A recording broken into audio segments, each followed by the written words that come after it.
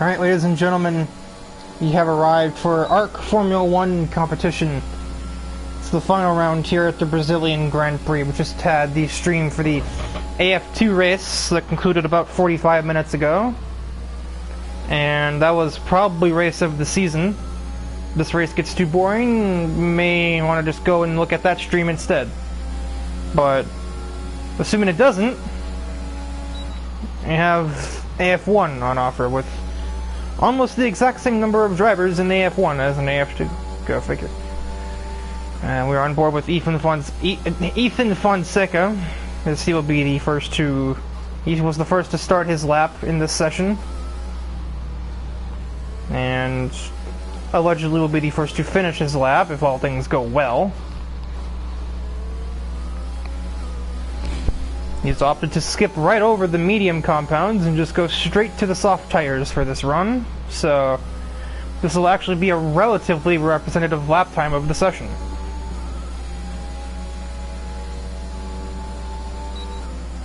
And up to the line, the first lap of the session will be a 106.6.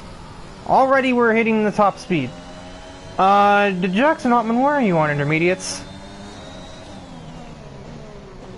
Why are you on intermediates? Gero Strempfer follows with the 107.3, also on the soft tires. And there's Billy Targi with the maybe unrepresentative 108.96. The absolute madman of Jackson Altman with his 1924 on intermediate tires. Why? Liam Angelo with a 107.55, but he is on mediums.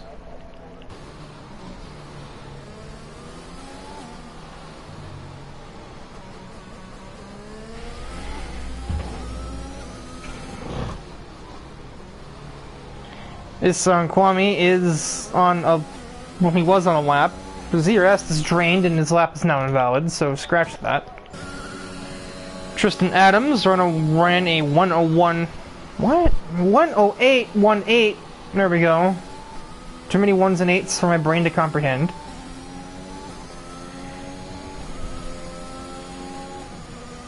And that is it for the opening salvo of qualifying laps. Only 6 laps have been run. One that might not be representative and one that definitely isn't. As Billy Targi improves by 0.04, so maybe this lap time is representative, or maybe he just made the same mistake twice. I don't know.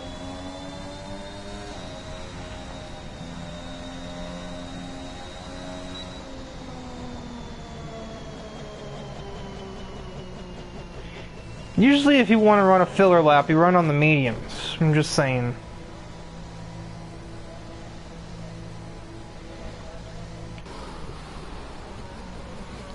Certainly one of the great oddities of ARC Formula racing. Right up there with, I'm not gonna roast, I'm not gonna end their career on this broadcast. They're not even here. 1, 2, 3, 4 fresh what's at Singapore. That is a vehicle well off the circuit. That is Williams of Isan Kwame, who is the reserve from AF2, as is Kyle Mitchell, Jamie Knock, and... oh, that's those 3.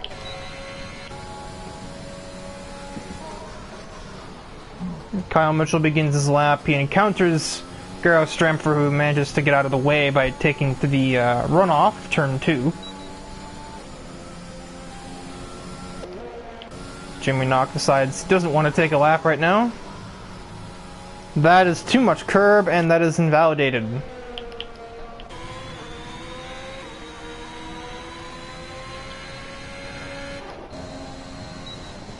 Okay, where Bonks has begun his first lap. Not next, just started the first one.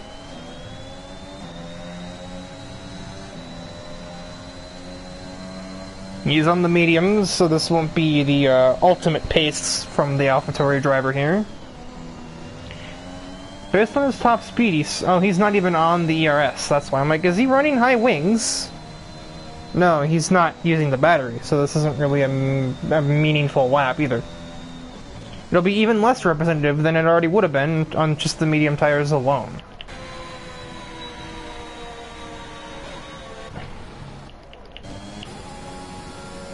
To the line comes Kyle Mitchell to give it a second attempt. Meanwhile, elsewhere on the circuit, I noticed that Mikey DeJong, Liam Angelo, and Jackson Altman are on outlaps. Two of those are going to be major players, the third is not. I shouldn't say that, but like, you know, two of them fought for the championship. Jackson Altman just ran a lap on intermediate tires. Something just... Oh, it's Kyler Boggs running a 109.7. I was like, something just moved.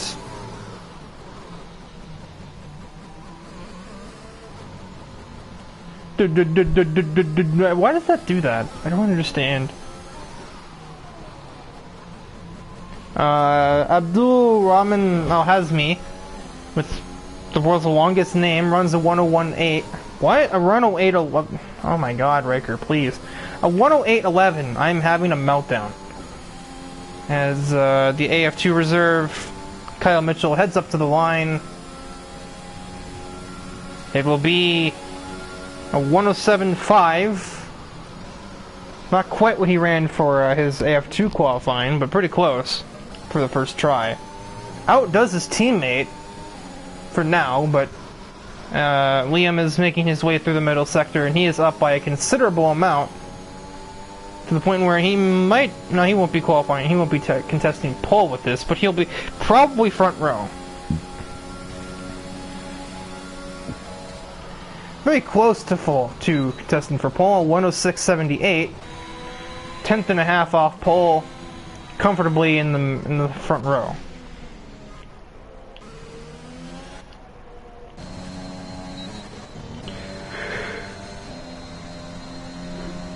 And up to the line for Jackson Altman, it'll be a 108.19 on the soft tires, so only just over a tenth above his teammate on the softer compound. That's not looking pretty.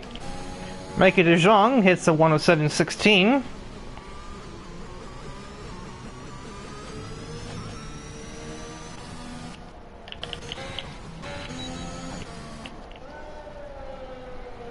I've just managed to catch Tristan Adams on his way out of the pit lane.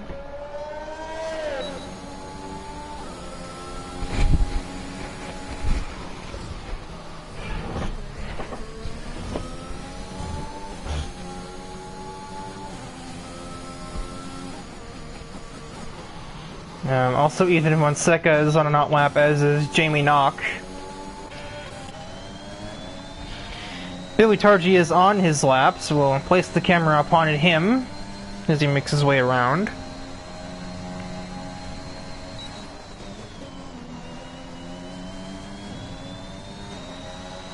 I totally forgot to do like the circuit, like lap of the circuit thing, because my brain's like, oh, I did that in the AF2 race, I don't have to do it again. Well, not everybody that watched that is here.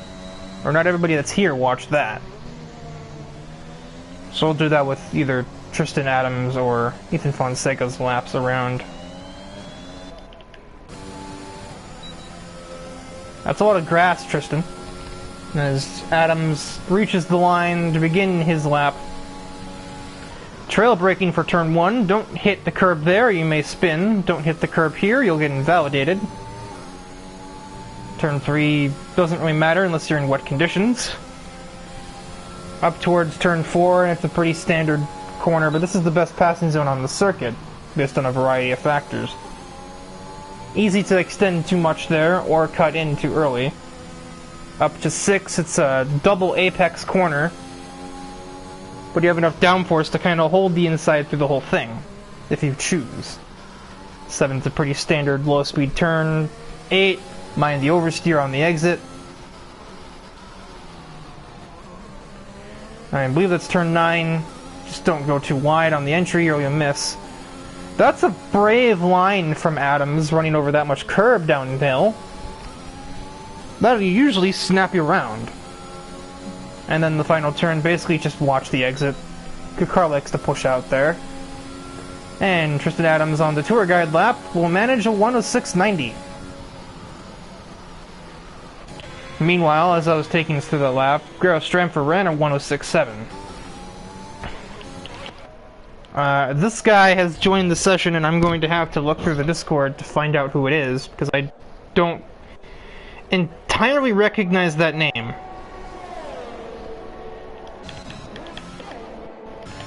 Abdullah Hazmi. I'm gonna forego the middle name because that's too much. That's a long name, man.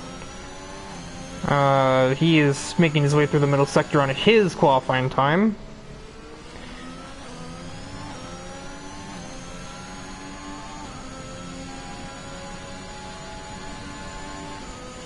That is David Bradley in the other Williams. A slight improvement. Jumps his teammate in the Alpine. I have dropped my controller. Austin Lewis has joined the session. So that's technically an AF2 reserve as well.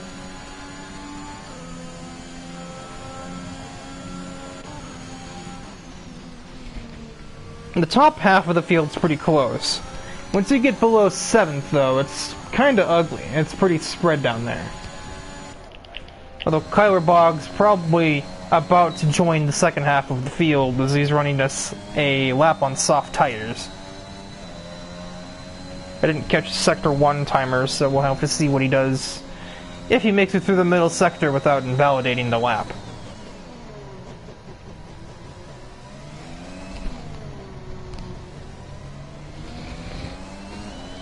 Other drivers of note on the track, Mikey De Jong is also on the circuit, as is Liam Angelo Craig, whatever. There's Lewis on the leaderboard. Final turn for the AlphaTauri. I still didn't look at his deficit, I'm an idiot. And as he heads up to the line, what will it be? It will be a 107.27. So actually he's now just right in the middle. Like right in the middle. Both in terms of, on the leaderboard, just in terms of lap pace.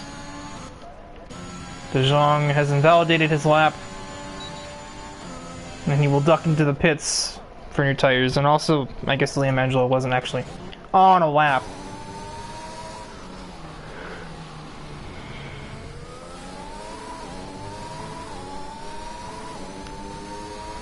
Man, you are revving that engine for all it is worth. Ethan Fonseca has left the session.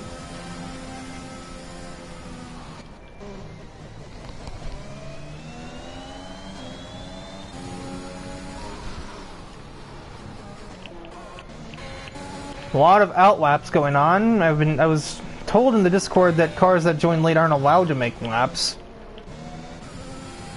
Kyle Mitchell will be the first one to actually begin his lap. Almost those bottom three are... Well, Jamie Knock is allowed, but David Bradley and Aston Lewis are not, to my knowledge.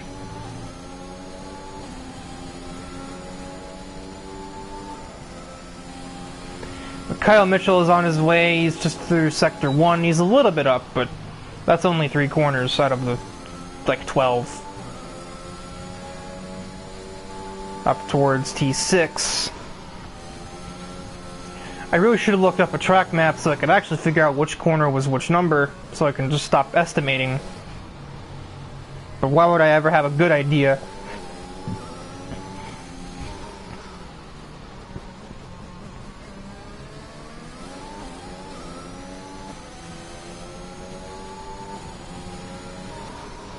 A purple sector for Kyle Mitchell, but I think that might be a lie.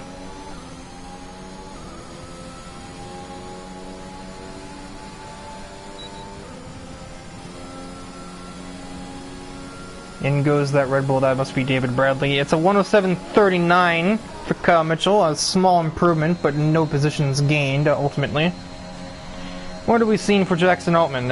Also an improvement, but also gaining no positions with it. Just speaks to how spread out it is down to the bottom half of the field right now. Kyler Boggs taking the last second opportunity to get on the track. Pulled out in front of, literally, it's not his teammate. Who was that was there? That was Kyle Mitchell. Jamie Knock runs a 107.5. Paul Aspen runs also a 107.5, but I could have sworn that he was not allowed to run a lap. Either I missed... whoa! Bit of an in-lap disaster for Aston Lewis. A huge moment through the Senna S's on his cooldown lap. Probably startled me about as much as it did him. As, well, it's the final countdown. Everyone's making their in-laps. Or in-laps? Out-laps. Tristan Adams was the first to begin a lap. Somehow didn't immediately invalidate it with that line. It looked like he was going to, but he didn't.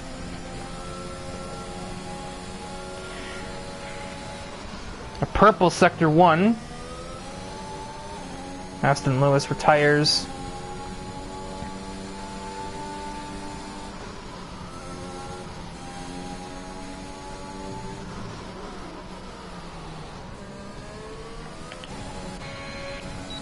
Now, Garo Stramper is beginning a lap, not ending.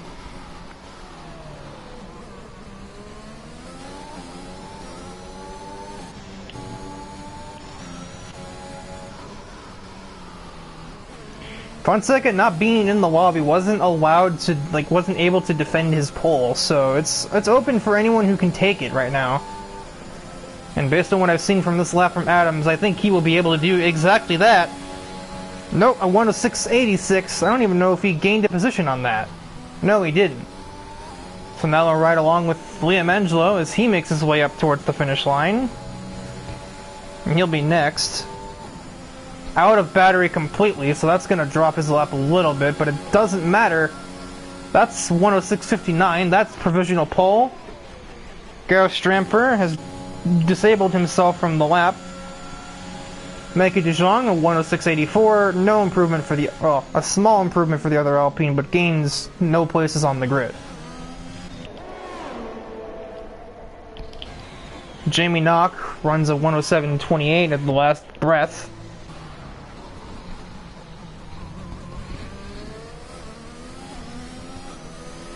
And that will cap off the session, basically.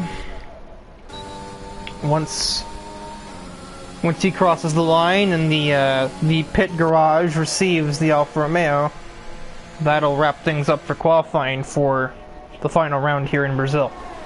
And I feel like I'd be remiss if I didn't point out that Cameron Dowds won the championship after the last race last week that I missed due to personal reasons. By personal reasons, I mean going grocery shopping at a terrible time of the day. Because of that, Cameron Dowds clinched the title at the last race at Coda, and then elects to just not run today.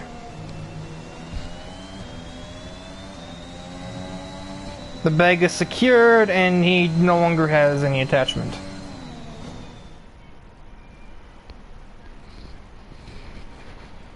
And there you go with all the nationality variety you could hope for. Even though Liam is not Swiss, Ethan Fonseca was born in America, and Kyler Boggs is not German, and I'm pretty sure Kyle Mitchell is from America.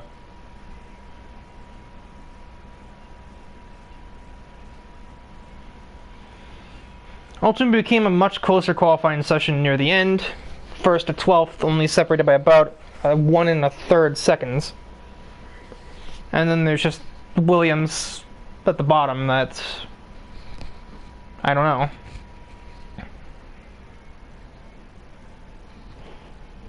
He's flirting with the 107% rule back there with his 4 seconds off the pace lap time.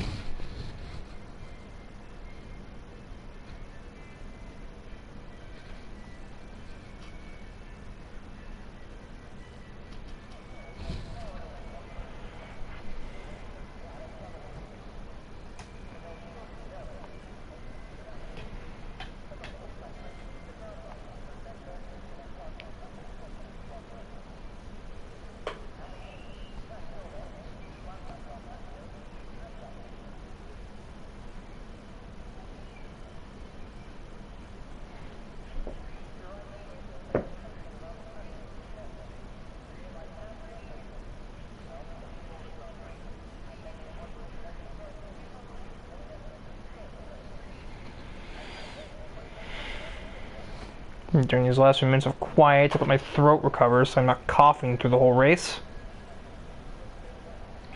As we are beginning the formation lap.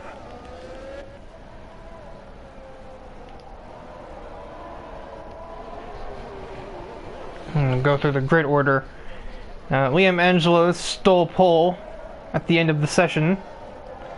And Ethan Fonseca, if you can get back to the lobby in time, starts with him on the front row.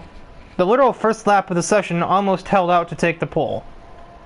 Garo Stramfer starts third, ahead of Mikey De Jong, Tristan Adams, Abdulrahman Al-Azmi, Kyler Boggs. How did I remember that name, but I blanked on Kyler? Come on.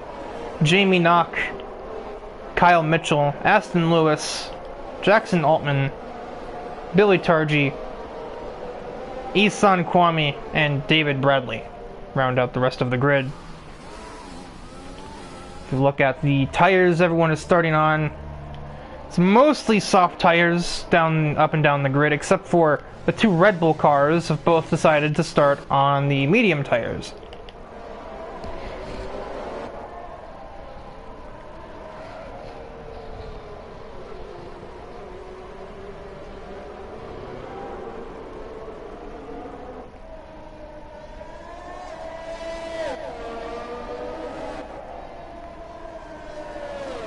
Billy Targi, a three-way DQ from the information lab. That's a new one.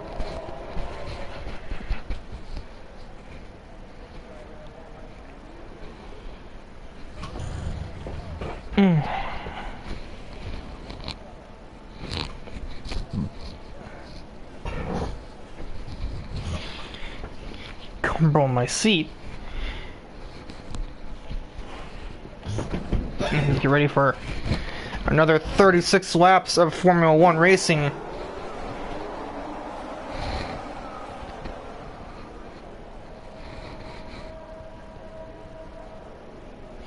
There were no lights when we are away, and Liam Angelo gets a pretty decent start, but Ethan Fonseca's AI is going to prove a challenge into one. And we already have a bunch of red and green arrows as we head through the first few corners. Aston Lewis is definitely the loser out of that.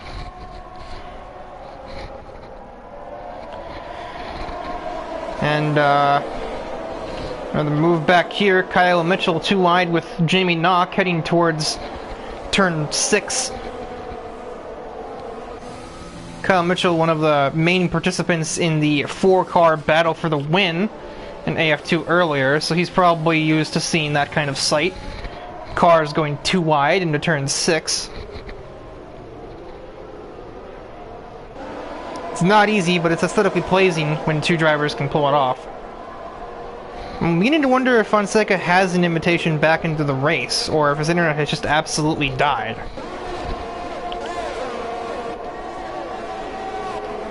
The first lap completed, but ultimately, as far as I'm concerned, the race doesn't start till lap 3. Aston Lewis around again,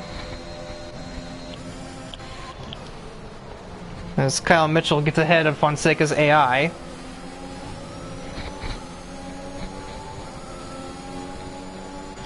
Aston Lewis retires on the front straightaway, not in the pit lane.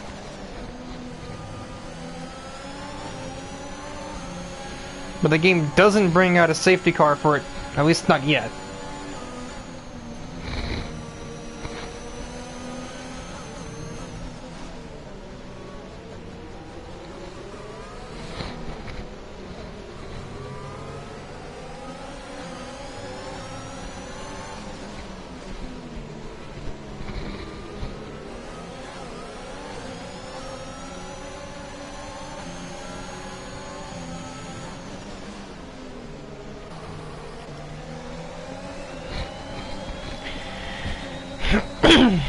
As we now begin the third lap, it's pretty quiet all throughout the field, but as I said just a few seconds ago, the race begins when DRS is activated. Because that's when the real moves get made, especially into turn 4, we're going to start to see some action.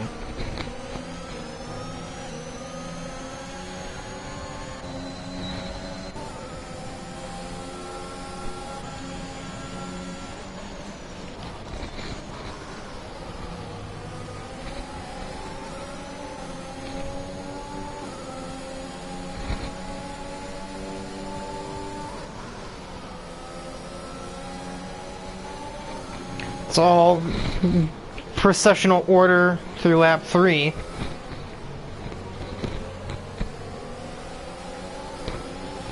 Obviously, if everybody has DRS, then effectively nobody does, and it's just up to Garo Stramford to be close enough to the leader to make the first move, or for somebody to make an error through the S's and the car behind them pounce.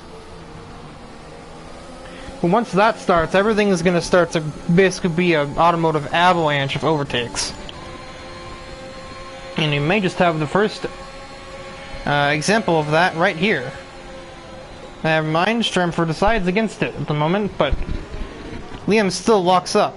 Altman down the inside of Kyle Mitchell, and he will make the first pass of the race outside of the first lap of the race. Mitchell will have a chance to clap back though, but he doesn't have much battery left. So he can do little but just exist.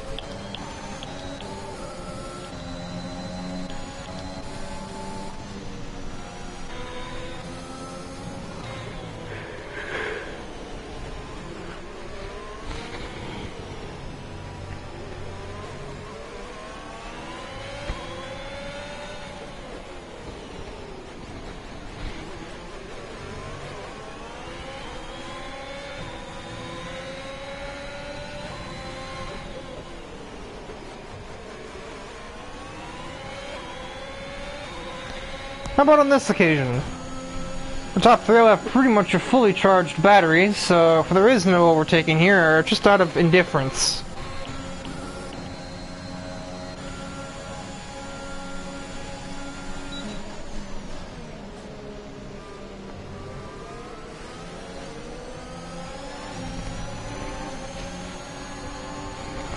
David Bradley, 4 laps into the GP, already has a corner cutting penalty. Not the quickest I've ever seen, but that's fast.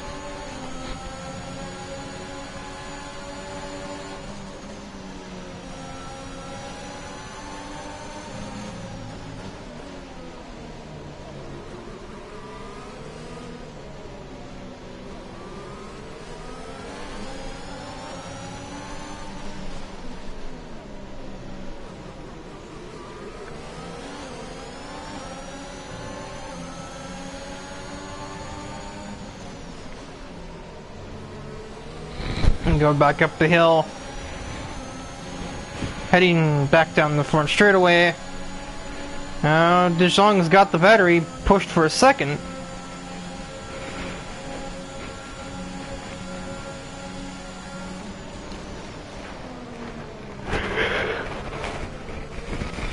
But a bit of a snap for him means that he won't have a chance on the Alfa Romeo. Instead, the Alfa Romeo might have a chance on the leader, but he doesn't take it. Pit stop me.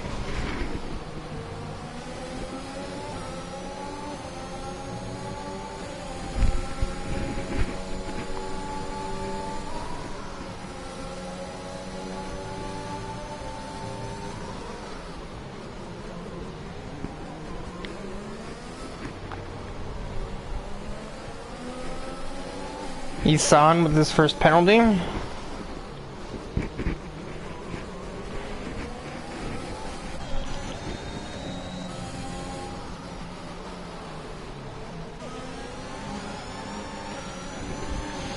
Another bit of a surprise for De Jong. He manages to, not lose too much time, but thwarts any potential scheme he may have had to make the pass, if he actually had one at all. Stremper keeps faking like he's gonna go on the outside, and I don't really know why he's doing that, unless he's just trying to see where he's braking, which is the most logical idea. Stremper's tired of waiting. He's gonna go for it now. Into T4, tries the outside, but Liam just brakes later. And now we have started the game of Jenga, because now Mikey's going to be right there, and he was almost going to go for it into 4, 5, 6. Numbers are hard. I really need to find that track map. And now everyone's going to concertina. We've had the one move, the one attempted pass that's brought everybody closer together. Isan gets a speeding penalty.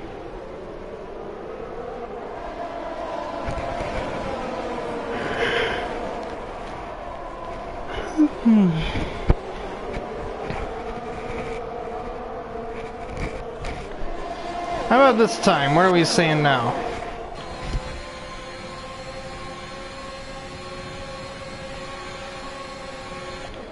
Strimford just uses the non-track part of the track, makes it so Liam gives him space on the outside, and he takes the spot away. Meanwhile, further back, Tristan Adams versus, I think that was Kyler Boggs, goes a bit awry for Adams, and he grabs a penalty just trying to take evasive action. Boggs is out of battery, and so the Alpine will get ahead of him with little issues.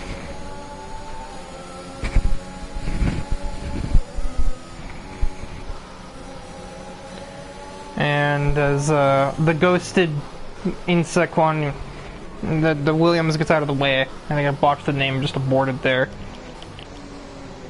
As Boggs is overtaken in the middle sector by Kyle Mitchell. Kyler versus Kyle. Well, my tongue's not gonna like that. Prepare for confusion.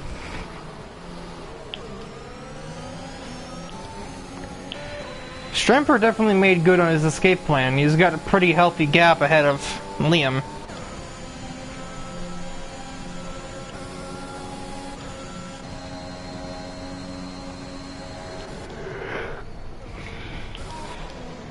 Kyler Boggs having to pit and beginning to put the pieces together. He probably ended up getting into the back of Adams, and that's what caused him to have to duck out of making turn 2. And the collision gave him damage. That's just a pit stop breaker, again.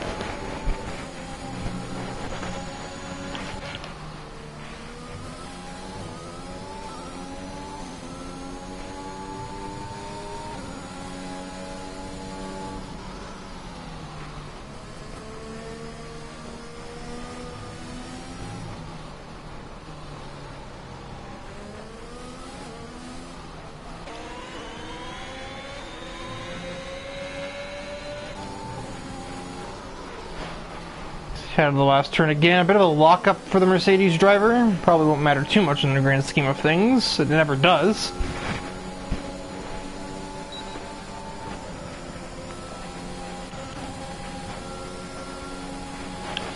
No one's really close together here, so there will be no overtaking on this lap.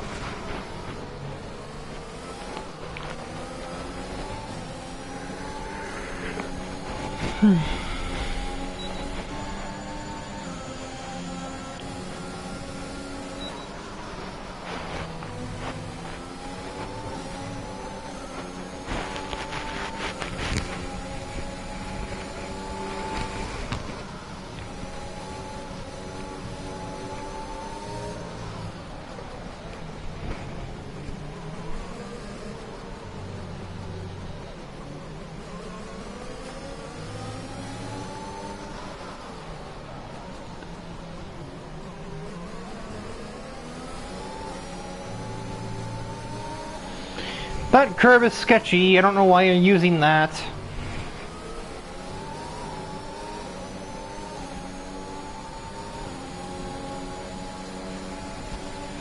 Once again, everyone's just kind of staying that pretty evenly spaced 6 to 8 tenths apart.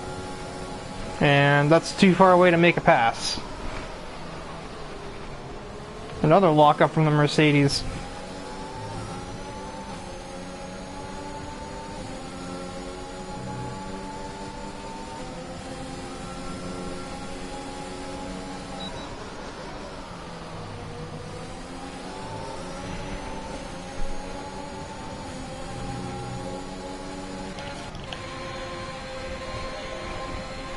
Kyler Boggs gets back into the points with a pretty straightforward overtake, well clear before they get the braking zone, so...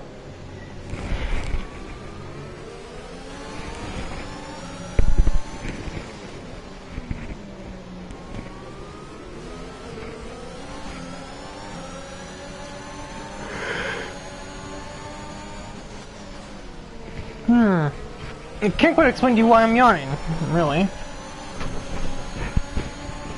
I mean, probably because there's something happening in the race. You need to eat something soon.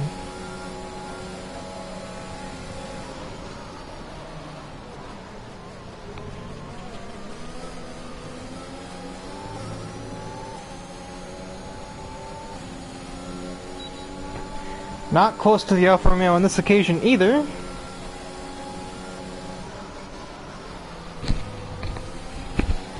I'm just gonna rest on the hope that this is one of those slow burn races that's gonna get really crazy during the end, and everyone just kind of lying in wait until then.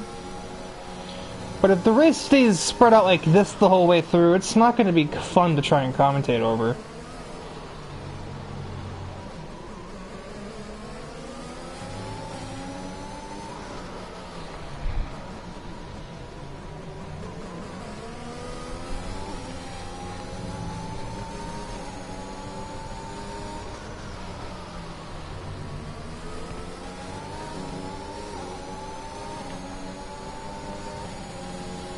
Kyle Mitchell gets a penalty, something he never took anywhere during his AF2 race earlier.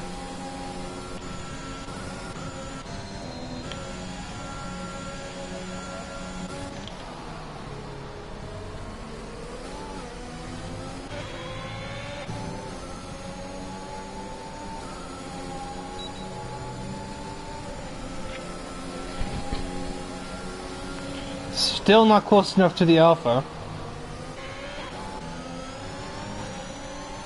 At this point, I should really just understand the reservation that they're not going to pass each other. They are not going to save the commentator at all.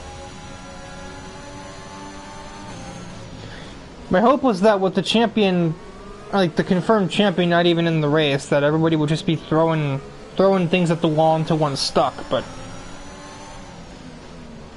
they're just going absolutely all out, because there's no championship at stake, there's points positions at stake, and that's it. But I have determined this is not the case.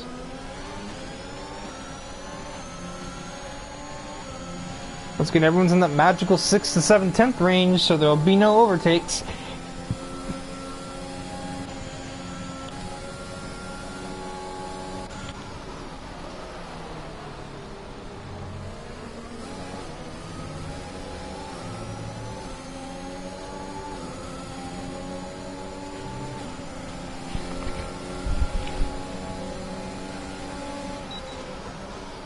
Liam pushed some battery. He's trying to put some pressure on the Alfa Romeo.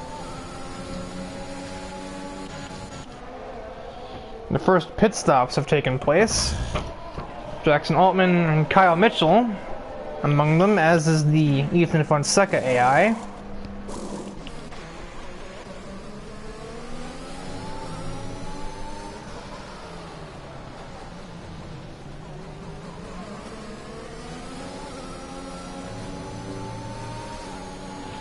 That curve is going to give me a heart attack if you keep running it over like that, Liam. He's within half a second at the DRS line. He's pushing all of the batteries, so he's going to save the... No, he's going to go in.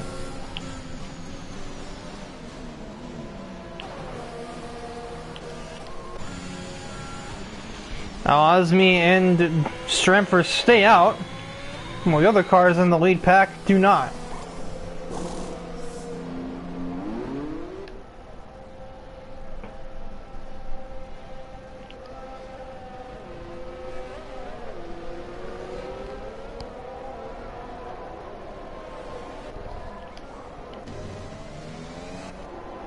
Great camera, really helpful.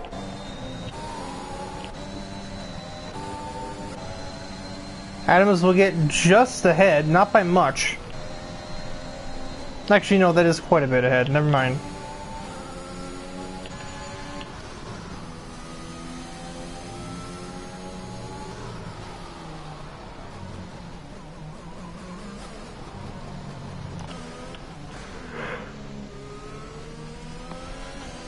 And with the undercut, Stremfer and Hosmy will be on the back foot here as they pit in.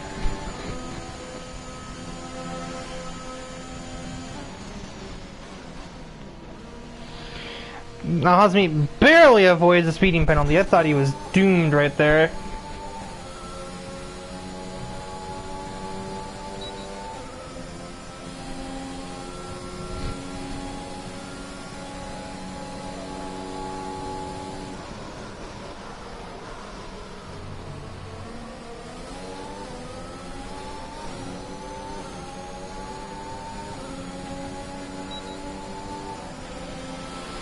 De Jong comes out right next to Stramper and he tucks into line. So he's lost a place from being jumped by Mikey in the pit cycles. A little further back, Billy Targi had a go at, or no, Kyle Mitchell overtook him. Jamie Knocker does not avoid the speeding penalty and retires from the race.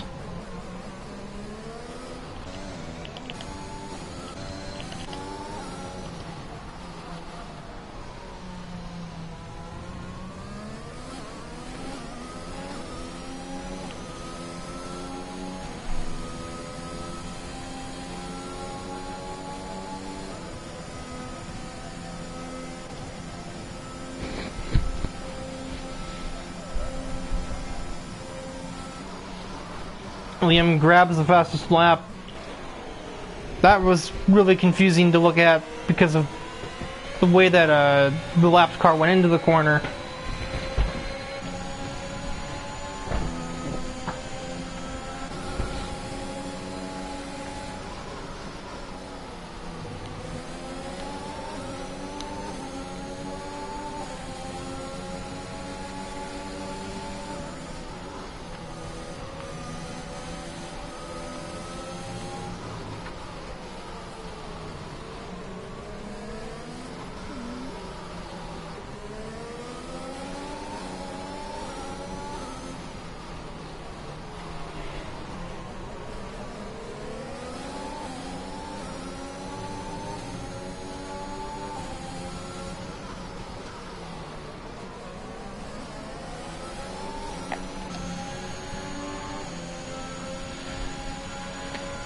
May or may not just had a bit of a zone out moment, just waiting for things to pick back up. We've just been single file. And De Jong looks to change that right as I speak. He gets down the inside of turn 1, completes the move about as smooth as you can get. But does the Alfa Romeo have an answer for that? And the answer is yes. So it'll be too wide into turn 4. No, it won't. Strumfer is clear at the braking point. Does De Jong have the nerve to send it back into 6? No. So a bit of a taste of the action there, as it's a battle for second place. And Liam Angelo is just continuing to just increase the lead. And Acts only helps as these two or three, however many, continue to fight over second place. As we have now passed the halfway point of the GP.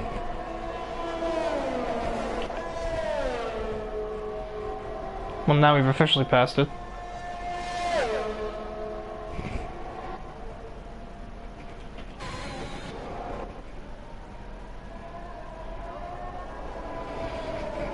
David Bradley has retired there.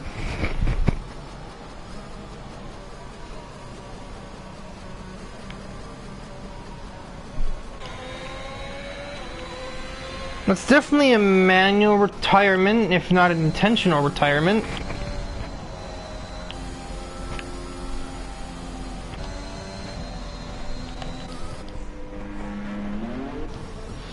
And that summons a safety car, so not really... I mean, either way, it's a DNF. You don't DNF there by driver error. Unless you mean to tell me your stick drift took over, or something. So that's either an intentional DNF to bring out a safety car, or just to not be in the race, but... You could have just gone in the previous lap and retired in the pits.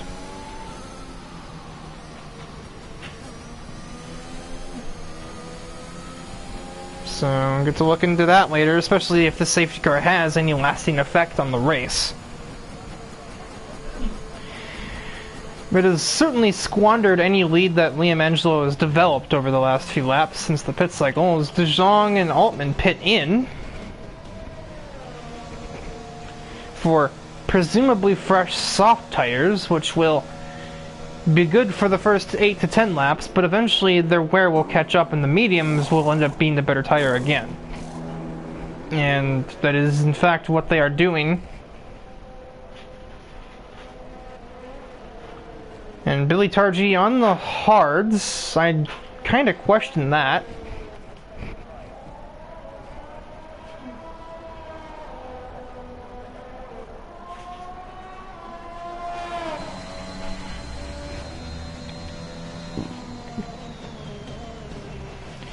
It is his first stop, so I guess...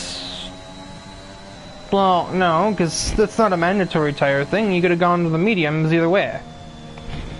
And if not the mediums, the softs can make it, obviously, or these two wouldn't be on them.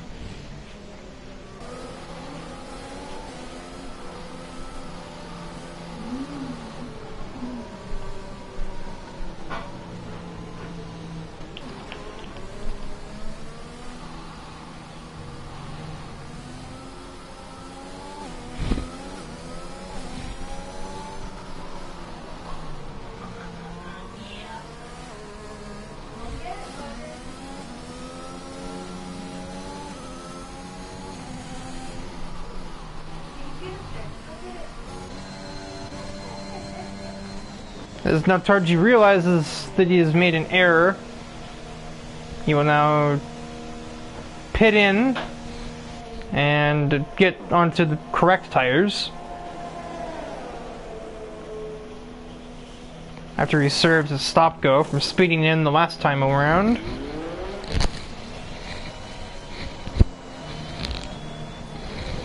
Well, they're not softs, but at least they're not hards.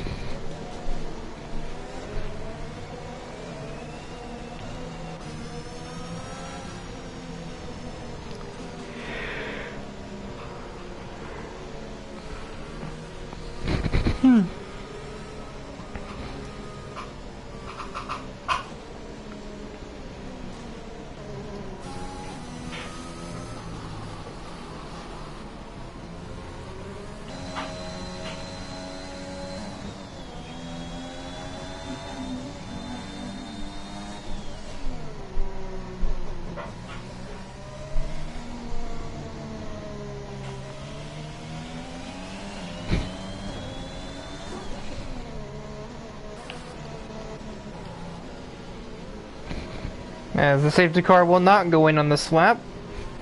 Never mind, yes it will. That's really last second there.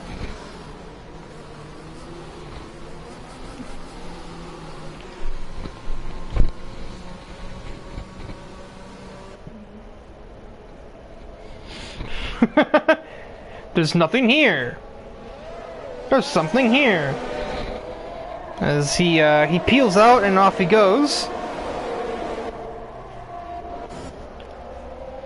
The two Alpines are going to be at a dead heat going up to the line.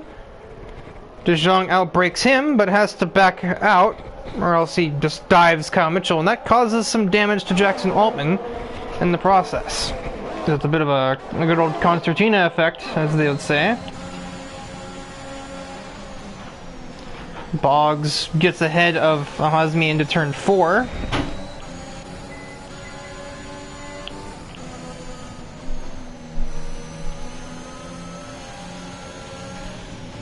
Bit of dust kicked up there.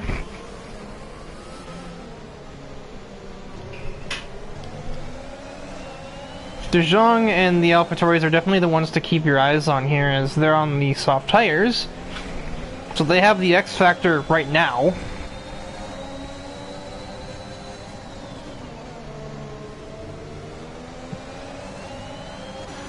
Mikey's not even waiting to the DRS zone. He's gonna pull alongside now. And as... oh, because there isn't a DRS zone, right? Safety car. I'm a fool. And that is an interesting one. I'm not really sure what just happened there, or how, of all people, Jackson Altman DNF from the race. And definitely noticed there was some wheel collision there between Mitchell and Mikey. But I thought that went down normal. Like, I thought Mikey held that, and I thought the Mercedes held that. I guess not. Obviously.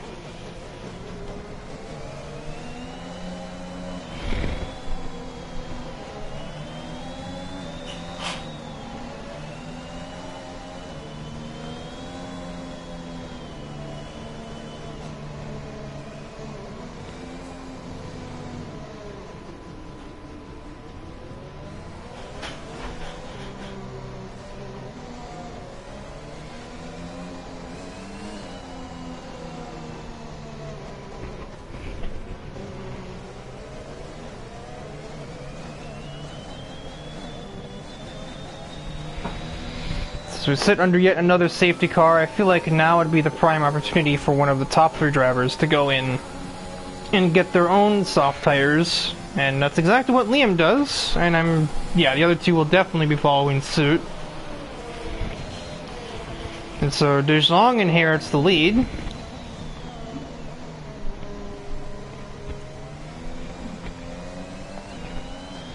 Followed by Kyler Boggs. I'd be remiss if I didn't point out that these 2 definitely have a lot of bad history together.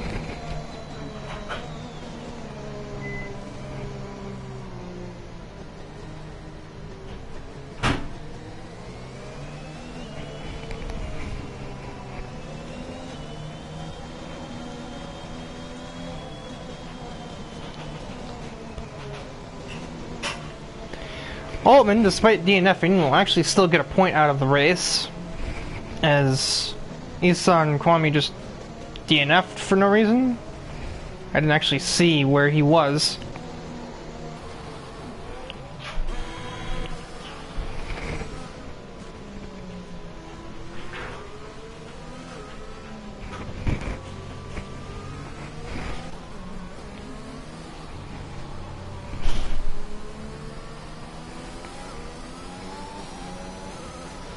To ignore the background noise to the best of your abilities. My mom is eating, so a lot of doors are being closed. The safety car is already in. What the heck? The safety car driver is just really impatient today. I mean, I'm not complaining, but I'm sure, especially right now, Tristan Adams is. What collision? They're like several feet apart. Okay. Well, interesting. Oh, the ultimate checkup. What the hell? And heck? Oh, he went into the pits. I forgot the AI was in the race.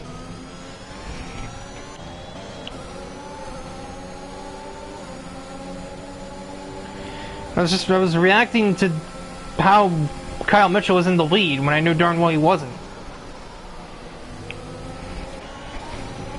No surprise overtakes on this occasion. Billy Targi is a little out of place, and Liam is going to work on getting back ahead of him. He fights back through turn 6. Looked at ascend into 7, but could not convert.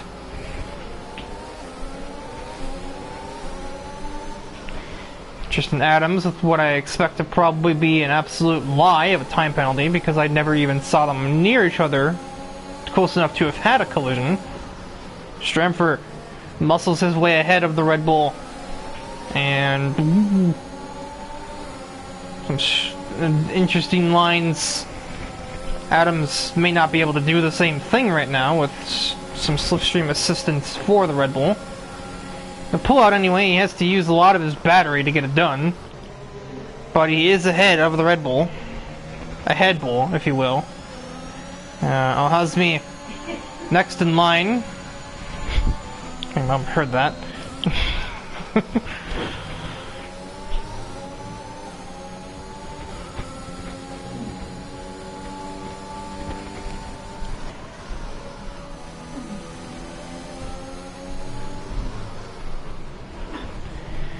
Well, now the fresh soft runners that aren't... What the heck? I guess that's just knowing when to pick your battles. Kyler Boggs decides to not battle Liam Angelo at all.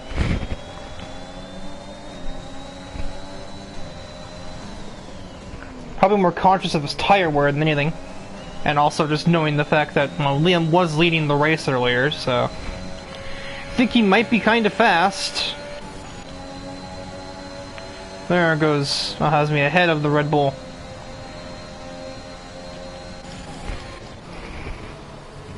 Let's see. Liam Angelo versus Mikey De Jong. About 10 laps of Grand Prix left. Kyle Mitchell around in the second half of the session. AJ has just left, apparently.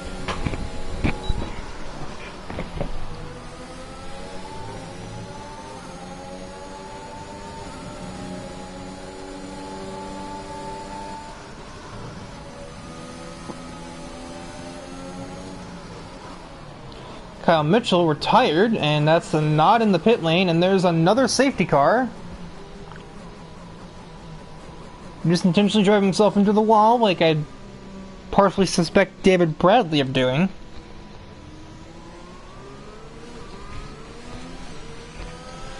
This car is already gone, so I really don't see why this couldn't have just been a VSC.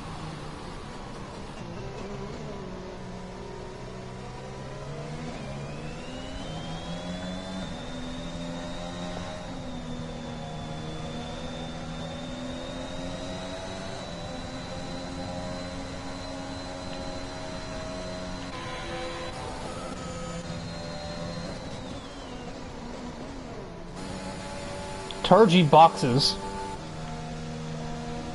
Probably, I assume, to get on a set of softs and be on pace with the rest of the group.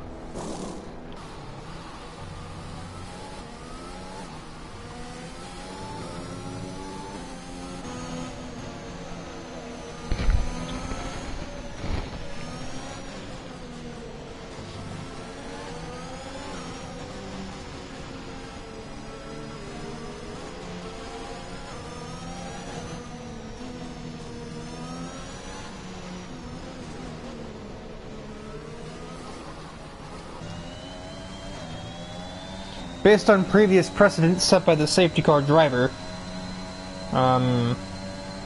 if Billy Targi can get up there quickly, we can go in this lap again. And he certainly looks like he's trying to do that. He's making a qualifying lap trying to catch the safety car queue by the looks of things. It's a pretty good lap, actually, if he wasn't about to catch them. They'd be on for fastest lap.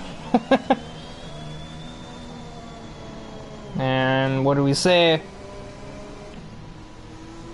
Nope, safety car decides to not do that this time.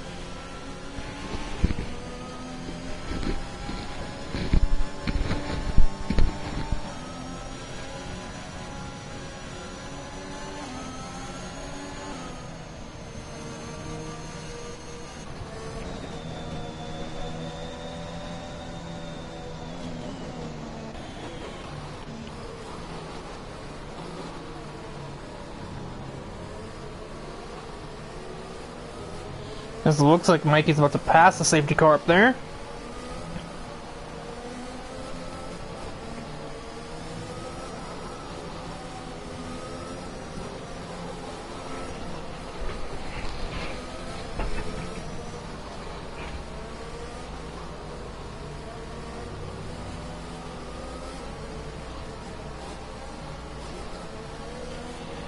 As, the safety car definitely should be in this time around.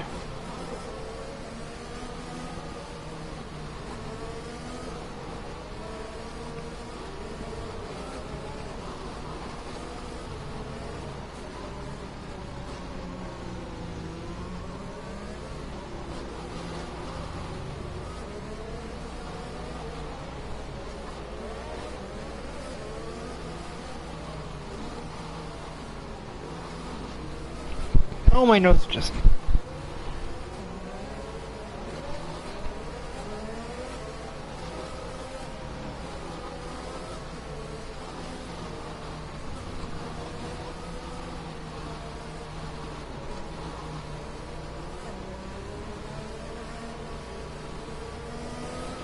And the safety car is indeed in a few moments.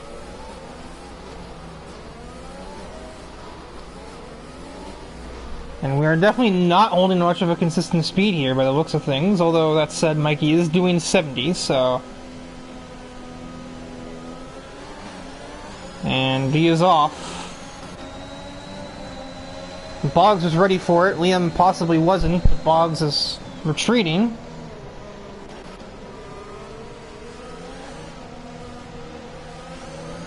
Too wide, Adams gets ahead of Alhazmi through the Senna S's. Billy Targi just passing through the McLaren driver, don't mind him.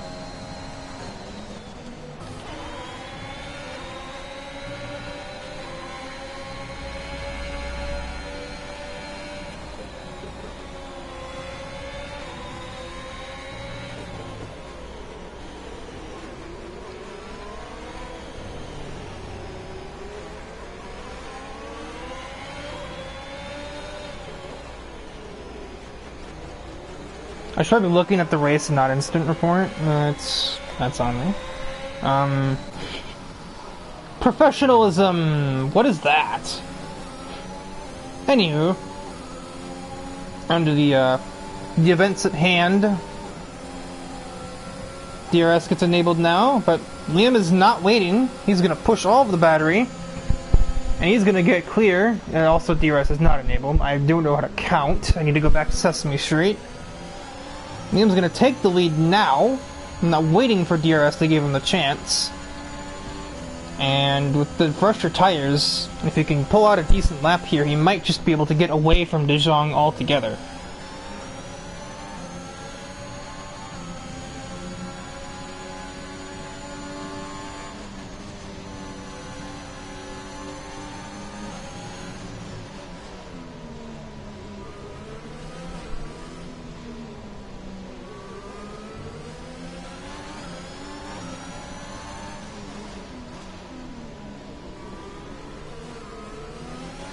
He's not quite done that. Unless he gets a really good last turn, De Jong is just gonna barely hang in the DRS. Indeed, he just barely will get it. Everybody except for Ethan's AI is going to have it too. Billy Tarchi would hypothetically be in a good spot because he has the freshest tires, but he's also at the back. And he hasn't demonstrated the most amazing single lap pace compared to everybody else. Somewhere along the way, Boggs got ahead of Strempfer, or no. I don't think he's just hasn't passed him yet.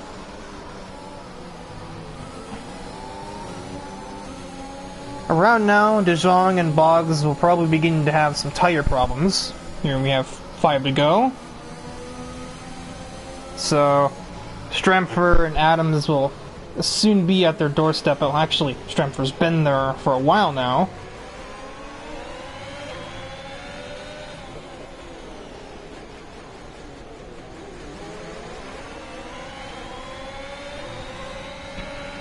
Boggs has lost a massive amount of time, and he's just going to let Strempfer go here. Probably going to play a game of DRS chicken with him, but that's a clean way to do it. But Tristan Adams arrives, and this is going to be a mess, folks. They're going to be 3 wide, and that's about exactly what I expected coming from that. Strempfer, the unfortunate innocent bystander, as Kyler Boggs and Tristan Adams make the critical mistake of being near each other on the racetrack.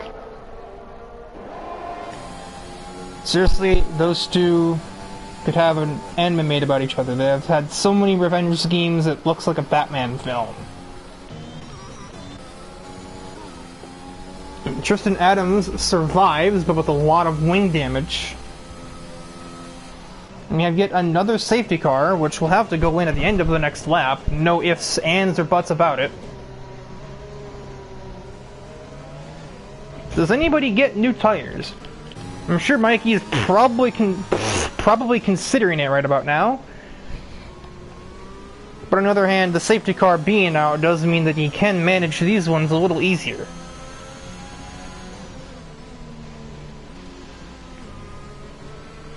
I don't think I pit in if I'm anybody else.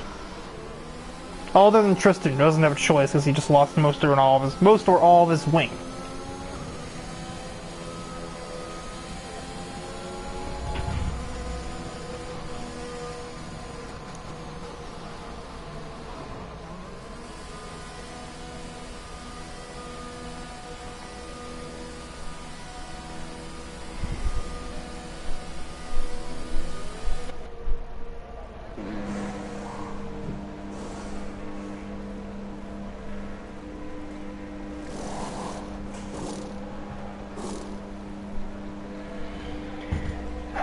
Well, I know that was a big crash. I also couldn't tell you who was the driver at fault for it because of just that I used the wrong camera.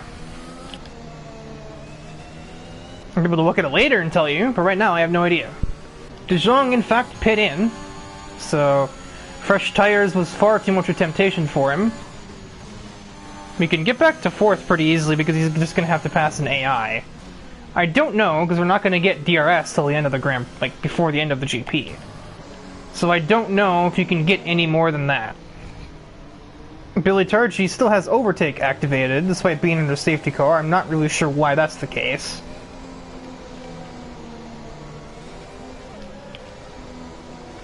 Yeah, the safety car had to go in this lap. It had no alternatives.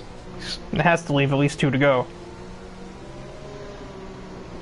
Adams with a penalty as he's trying to make his way up to the safety car queue before it goes in. I do not think he will be able to, even as they are going very slowly here. And Liam pulls off as quickly as possible to dissuade the idea. But Tristan Adams did technically get here. Mikey's already gotten ahead of the AI before we even got into the corner, and he's going to send it on Billy Targi, and indeed, he will get back to the podium despite pitting in.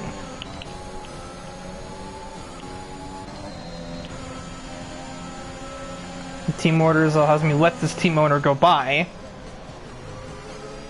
And 10 lap old soft versus no lap old soft, so this final lap is going to be something.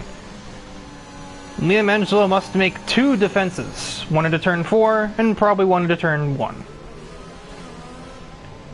If you can be ahead after those 2 corners and remain ahead, you know, well enough to be about here coming to the final DRS zone at the end of the race, he is the winner. It's pretty simple. Mikey can pass him in turn 1 or turn 4. The other hairpins are hypothetically possible, but not advised. Action. I'm like setting up like one of those Gran Turismo challenges. The Pass, Interlagos.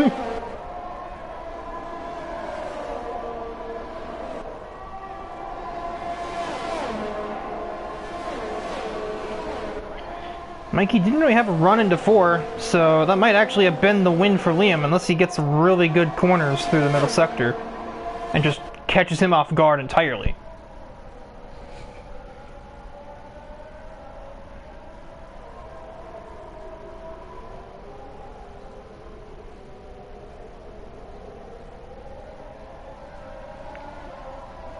That, or he just has to be close enough to out-drag him to the line.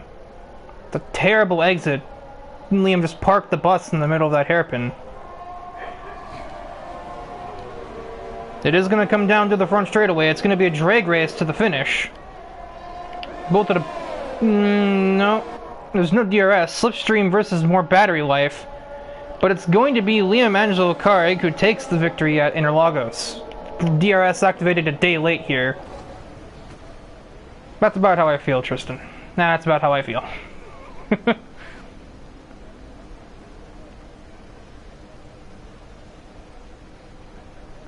No victory music or anything. Billy Targi takes driver of the day. Due to not even... I don't know if he even put in a qualifying lap.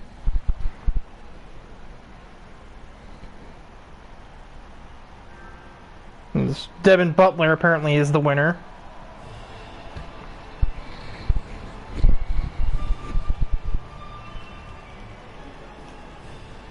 It's an Alpine double podium.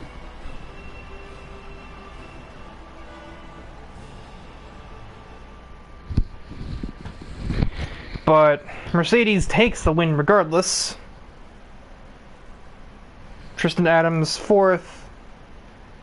Even getting that penalty removed wouldn't change its result.